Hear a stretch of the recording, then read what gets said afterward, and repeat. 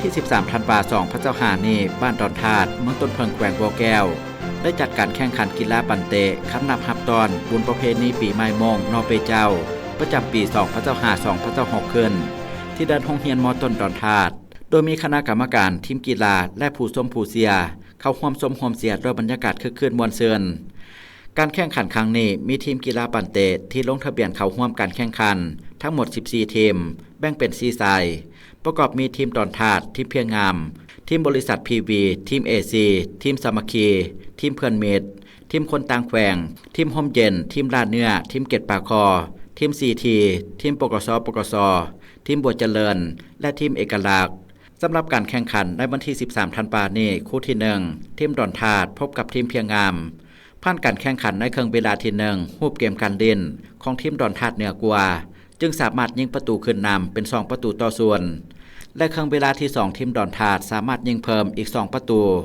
หมดเวลาการแข่งขันทีมดอนธาตุสามารถเอาชนะทีมเพียงงามไป4ประตูต่อส่วน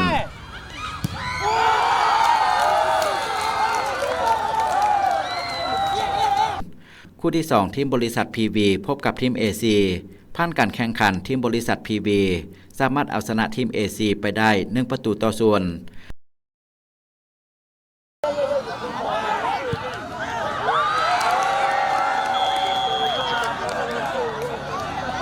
คู่ที่3เป็นการพบกันระหว่างทีมสามัคคีและทีมเพื่อนเมตรผ่านการแข่งขันทีมสามัคคี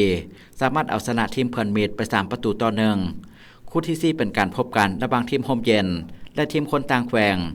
ผ่านการแข่งขันทีมคนต่างแขวงสามารถเอาชนะทีมโฮมเย็นไปได้2ประตูต่อ0คู่ที่5เป็นการพบกันระหว่างทีมลาดเนื้อและทีมเกตปาคอผ่านการแข่งขันทีมลาดเนื้อสามารถเอาชนะไปได้1ประตูต่อ0คู่ที่6เป็นการพบกันระหว่างทีมปกสและทีมบัวเจริญผ่านการแข่งขันทีมบัวเจริญสามารถเอาชนะทีมปกสไปได้1ประตูต่อ0การแข่งขันกีฬาคำนับฮับตอนบุญประเพณีปีใหม่มงนอเปเจ้าครั้งนี้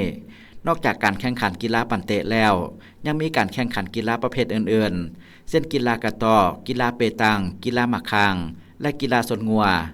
ทั้งนี้ก็เพื่อสร้างขบวนการเฮ็ดให้การเฉลิมฉลองบุญประเพณีปีใหม่มงประจำปี 2025-2026 มีบรรยากาศคึกคืนม่วนซื่น